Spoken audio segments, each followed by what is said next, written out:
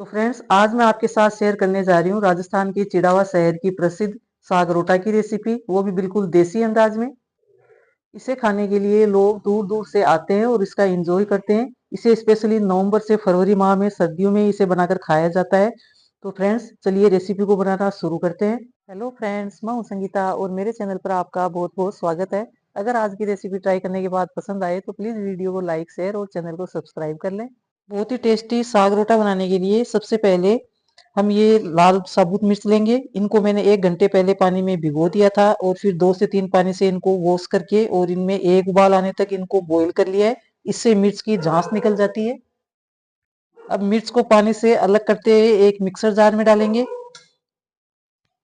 इसी के साथ मैं डाल रही हूँ खूब सारा लहसुन, 2 इंच अदरक का टुकड़ा जिसे छील लिया था, टुकड़ों में काट दिए थे।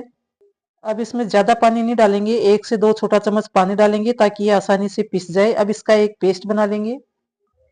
ये प्रोसेस करना जरूरी है, साबुत लाल मिर्च से इस सब्जी में अच्छा टेस्ट आता है, तो आप साबुत लाल मिर्च से इसका पेस्ट बनाइए। अब ये पूरा पेस्ट एक कटोरी में निकाल लेंगे। ये देखिए, हमारा लाल चंदन बिल्कुल तैयार है। ये सब्जी इसी तरह से देसी अंदाज में बनाई जाती है। अब सेम जार मैंने वापस लिया है जिसमें हमने मिर्च का पेस्ट बनाकर तैयार किया था। इसी के अंदर मैं ये टमाटर लिए, मैंने 3 बड़ी साइज के टमाटर लिए थे जिनको रफली चॉप कर लिया है। इसको भी पीस कर इसका पेस्ट तैयार करेंगे। टमाटर का पेस्ट भी हमारा बनकर तैयार है। कर लेते हैं अगली तैयारी। अब इधर मैंने 700 ग्राम ये फूल गोभी ली थी जिसको मैंने धोकर साफ कर लिया है और डंठल हटा लिए। अब ये वजन में आप देखें तो 500 ग्राम के लगभग रह गई है। इसको मैंने धोने के बाद नमक और हल्दी के पानी में, गर्म पानी में 10 मिनट के लिए रख दिया था, तो इसका हल्का सा पीला रंग हो गया है। इधर मैंने 600 ग्राम के लगभग मटर लिए थे, छिलका हटाने के बाद ये 400 ग्राम के लगभग रह गए। अब साग बनाने के लिए मैंने कढ़ाई गैस पर गर्म होने के लिए रख दी है। अब इसमें जाएंगे 2 बड़े चम्मच देसी घी। ये सब्जी प्योर देसी घी में बनाई जाती है। इस साग को बनाने में घी डालने में बिल्कुल भी कंजूसी ना करें। आप स्टेप बाय स्टेप वीडियो में बने रहें और रेसिपी देखते रहें। बिल्कुल ऐसे ही आप बनाएंगे तो आप इसके दीवाने हो जाएंगे। इतनी टेस्टी ये साग रोटा बनकर तैयार होती है। घी को हल्का गर्म होने देते हैं। घी हमारा गर्म हो चुका है। अब सबसे पहले मैं इसमें डालूंगी जीरा, 1 छोटा चम्मच। जीरे को क्रैकल होने देते हैं। इधर मैंने 2 मीडियम साइज के प्याज लिए थे जिनको बारीक काट लिया है। अब इनको डाल देते हैं। मीडियम टू हाई फ्लेम पर लगातार चलाते हुए प्याज को हल्का सुनहरा होने तक भून लेना है, इसका कच्चापन निकाल लेना है। इस सब्जी की स्पेशलिटी यही है कि इसमें पानी बिल्कुल भी नहीं जाता है और ये बिल्कुल देसी घी में, प्योर देसी घी में बनाई जाती है। मैं तो राजस्थान से ही हूँ तो मुझे तो पता है, और चिड़ावा शहर के पास ही मेरा गांव है। तो हमारे तो सर्दियों में ये रेसिपी आए दिन बनती रहती है और लोग इसको खाने के लिए दूर दूर से आते हैं। इतनी फेवरेट है ये सब्जी लोगों की कि होटल में, रेस्टोरेंट में, हर घर में बनाई जाती है। प्याज हमारे सुनहरे हो गए हैं। इस स्टेज तक प्याज को पकाना है। अब गैस की फ्लेम को बिल्कुल लो कर देना है और जो हमने मिर्च और लहसुन का पेस्ट बनाकर तैयार किया था वो इसके अंदर डाल देंगे। अब लगातार चलाते हुए मिर्च को हमें इसमें पकाना है। मैं आपको फिर से बता रही हूँ कि इसमें पानी बिल्कुल भी नहीं डालना है। हमें इसी तरह से इस सब्जी को बनाना है। अब इसमें हम डालेंगे ½ छोटा चम्मच हल्दी पाउडर, 1 चम्मच धनिया पाउडर। अब इन सारी चीजों को मिक्स कर लेंगे। अब इस पर ढक्कन लगाकर लो फ्लेम पर 3 से 4 मिनट के लिए इसे कुक करेंगे और बीच बीच में इसे चलाते रहना है। जब तक मसाला पक रहा है हम अगली तैयारी कर लेते हैं। एक मसाला बनाकर तैयार करेंगे। इसके लिए 1 छोटा चम्मच मैंने साबुत जीरा लिया है, 4 लौंग, 8 से 10 काली मिर्च के दाने। अब इनको हल्का सा ड्राई रोस्ट कर लेना है। बस कुछ सेकंड के लिए इन्हें रोस्ट करना है, ज्यादा इनको जलाना नहीं है। अब गैस की फ्लेम को बंद करने के बाद इसमें डालेंगे कसूरी मेथी, क्योंकि पैन हमारा गर्म है, इसी से ये रोस्ट हो जाएगी। अब इस मसाले को एक खलबत्ते में ट्रांसफर कर लेंगे और इसको बारीक सा कूट कर तैयार कर लेंगे। ये स्पेशल सीक्रेट मसाला है इस साग रोटा का, तो आप इसे जरूर से डाल के देखिए, बहुत ही ज्यादा गजब की स्वादिष्ट सब्जी बनेगी। अब मसाले को निकाल लेते हैं एक कटोरी में।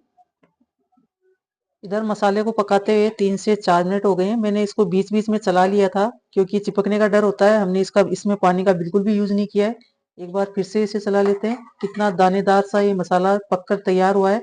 घी इसने रिलीज कर दिया है। अब इस स्टेज पर हम डालेंगे टमाटर की प्यूरी जो हमने बनाकर तैयार की थी। अब टमाटर के साथ जाएगा स्वादानुसार नमक। मैं ये पूरी सब्जी का नमक डाल रही हूँ। अब इसे भी मिक्स कर देते हैं। अब लो फ्लेम पर ढक्कन लगाकर हमें इसे तब तक पकाना है जब तक कि टमाटर और मसाले अच्छे से पक ना जाएं और घी रिलीज ना हो जाए। अब इधर मैंने एक संतरा लिया है। आप सोच रहे होंगे कि साग रोटा बना रही हूँ या फिर संतरे का जूस। जी हाँ फ्रेंड्स, इस रेसिपी की सबसे खासियत यही है कि इसमें संतरे का जूस जाता है। वो भी किस स्टेज पर जाता है वो मैं आपको आगे बताऊंगी। अब इसका छिलका अलग करके और इसके जो बीज हैं उनको अलग कर लेना है, नहीं तो बीज से कड़वापन आ सकता है। आप संतरे की जगह पर मौसमी का जूस भी यूज कर सकते हैं। अब जूस को छान लेते हैं ताकि इसके रेसे अलग हो सके। आप चाहें तो मार्केट का जूस भी यूज कर सकते हैं, लेकिन फ्रेश जूस होना चाहिए, इस बात का आप ध्यान रखें। जूस हमारा तैयार है। अब देख लेते हैं सब्जी को।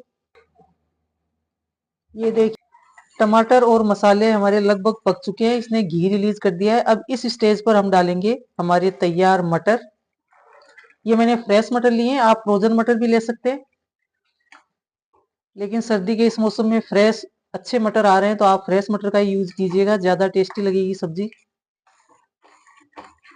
मटर मिक्स करने के बाद अब मटर को हमें 50% तक सॉफ्ट होने तक इसे पकाना है। लो फ्लेम पर बीच बीच में चलाते रहना है। मटर को पकाते हुए 3 से 4 मिनट हो गई है। एक बार इसे चला लेते हैं। ये 50% तक सॉफ्ट हो चुके हैं। देखिए सब्जी का कलर और सब्जी की रंगत कितनी सुंदर आई है। इस तरह से आप पीस कर मसाले डालेंगे तो बहुत ही गजब की देखने में और खाने में ये सब्जी बनकर तैयार होगी। अब हम इस स्टेज पर डालेंगे हमारी तैयार गोभी। अब गोभी को भी इसके साथ मिक्स कर लेते हैं। तो फ्रेंड्स, आप ये रेसिपी कहाँ कहाँ से देख रहे हैं और आपको ये राजस्थान के चिड़ावा शहर की प्रसिद्ध रेसिपी कैसी लगी मुझे कमेंट करके जरूर बताइएगा। अच्छी लगी हो तो वीडियो को लाइक शेयर कीजिएगा। अब इसे अच्छे से मिक्स कर लेते हैं। अब इस पर ढक्कन लगाकर फिर से हमें इसे कुक करना है जब तक कि गोभी सॉफ्ट ना हो जाए। बीच बीच में चलाते जरूर रहना है क्योंकि हमने इसमें पानी का यूज नहीं किया तो तले में लग सकती है। सब्जी को पकाते हुए 7 से 8 मिनट हो गई है। गोभी हमारी 60 से 70% तक सॉफ्ट हो गई है। एक बार इसे मिक्स कर लेते हैं। अब हम इसमें डालेंगे जो हमने मसाला कूट कर तैयार किया था, वो डालेंगे। इसे मिक्स कर लेंगे। अब इसी के साथ डालेंगे इस सब्जी की जान, ये ऑरेंज जूस। इसे भी मिक्स कर देते हैं। अब ढक्कन लगाकर 4 से 5 मिनट के लिए फिर से लो फ्लेम पर पकाएंगे इसे। सब्जी को पकाते हुए 7 से 8 मिनट हो गए हैं। ये बनकर बिल्कुल तैयार है। देखिए कितनी लाजवाब लग रही है। एक बार इसे मिक्स कर लेते हैं। तो फ्रेंड्स, साग हमारा बनकर तैयार है। अब कर लेते हैं रोटा बनाने की तैयारी। उसमें भी हम पानी का यूज बिल्कुल नहीं करेंगे। रोटा बनाने के लिए सबसे पहले हम आटा लगाकर तैयार करेंगे। इसके लिए मैंने ये 1 कप मक्की का आटा लिया है। इसे छान लेते हैं, छानना जरूरी है। आधा कप लेंगे बेसन या फिर चने का आटा। अब इसी के साथ लेंगे 1 कप गेहूं का आटा। देखिए आप इसमें कोई भी आटा और भी मिक्स कर सकते हैं, जैसे कि ज्वार का आटा, बाजरे का आटा। ये एक तरह से मिस्सी रोटी बनकर तैयार होती है। तो आप इसमें से भी कोई आटा ऊपर नीचे कर सकते हैं। गेहूं का आटा कम ले सकते हैं, मक्की का आटा ज्यादा ले सकते हैं। अब एक बार इन सारी चीजों को मिक्स कर लेते हैं। अब इसमें डालेंगे स्वादानुसार नमक, थोड़ा सा हल्दी पाउडर अच्छे कलर के लिए।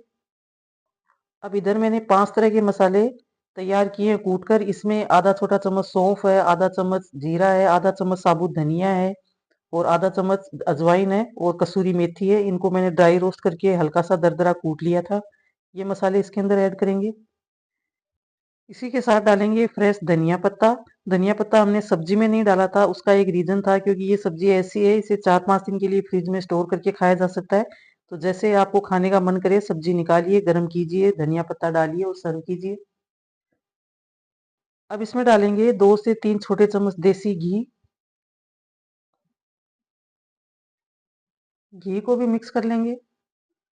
अब देखिए इधर मैंने 1 गिलास गुनगुना दूध लिया है। जी हाँ फ्रेंड्स, आज इस आटे को हम दूध से लगाकर तैयार करेंगे। इस रेसिपी में पानी का कहीं कोई काम नहीं है। दूध हमें गुनगुना लेना है क्योंकि हमने इसमें घी डाला है तो वो जम सकता है ठंडा दूध लेने पर। अब थोड़ा थोड़ा दूध डालकर हम इसका एक सॉफ्ट आटा लगाकर तैयार करेंगे। आटा हमें बिल्कुल नरम लगाना है। आटा लगाने के बाद इसे ढक्कन लगाकर 10 से 15 मिनट के लिए रेस्ट पर रखेंगे। आटे को रेस्ट करते हुए 10 से 15 मिनट हो गई है। एक बार इसे फिर से मसल लेते हैं। देखिए आटे में से एक मीडियम साइज का पेड़ा तोड़ देंगे, चपाती से थोड़ा सा मोटा। इस पर थोड़ा सा सूखा आटा स्प्रिंकल करेंगे और इसे हल्के हाथ से बेल बेल लेंगे। देखिए इसको मैंने इतना मोटा रखा है और इसको पूरी के साइज का ही बेलना है। आप हथेली पर रख के देखें तो बिल्कुल हथेली के बराबर आना चाहिए, इससे बड़ा नहीं। ये ऐसे ही होते हैं रोटे। अब इधर मैंने गैस पर तवा रख दिया गर्म होने के लिए, बिल्कुल लो फ्लेम पे। तवे पर जितने रोटे आ सके उतने आप सेक लीजिए, 3 आ सकें 4 आ सकें। अब इनको हल्की आंच पर हमें सेकना है, पूरी तरह से इनको नहीं पकाना है, अध कच्चा ही इनको सेकना है तवे पर। जब एक तरफ से ये हल्के हल्के सिक जाए तो इनको पलट लीजिए। इनको पलटने में आपको कोई परेशानी नहीं होगी, ये तवे पर बिल्कुल भी नहीं चिपकते हैं। अब इनको हम निकाल लेंगे इधर से भी सिकने के बाद। अब इनको इसी तरह से अध पके निकाल लेना है एक प्लेट में। मैं आगे बताती हूँ आपको। आप इनको इसी तरह से अध पके रख लीजिए बनाकर, और जब भी आपको इनको सर्व करना हो तो आप इनको गर्मा गर्म सेकिए और सब्जी के साथ सर्व कीजिए। अब इनको हम सिगड़ी पर सेकेंगे। होटल और रेस्टोरेंट में इनको भट्टी पर सेका जाता है, घरों में ये जब साग रोटा बनता है तो चूल्हे में सेका जाता है। इसी तरह से आप इनको अलटते पलटते सेक लीजिए। ये देखिए किस तरह से ये फूल कर तैयार हो रहे हैं रोटे। अगर सिगड़ी बड़ी हो तो एक साथ 2-3 सेक सकते हैं। इनको अलटते पलटते सेक लीजिए अच्छे से। ये देखिए गर्मा गर्म रोटे देखने में कितने सुंदर लग रहे हैं। अब मैं आपको सर्व करके दिखाती हूँ। सर्व करने के लिए मैंने प्याज नींबू हरी मिर्च का सलाद रखा है, ये साग रखा है, साथ में मसाला दही, और ये हमारे तैयार रोटा। तो फ्रेंड्स अगर रेसिपी पसंद आई हो तो प्लीज वीडियो को लाइक शेयर कीजिएगा, चैनल को सब्सक्राइब कीजिएगा। ये अनोखी रेसिपी बिल्कुल अनोखे अंदाज में आपके लिए। खाइए, स्वस्थ रहिए, मस्त रहिए। फिर से मिलती हूँ आपको एक नई रेसिपी के साथ। तब तक के लिए धन्यवाद।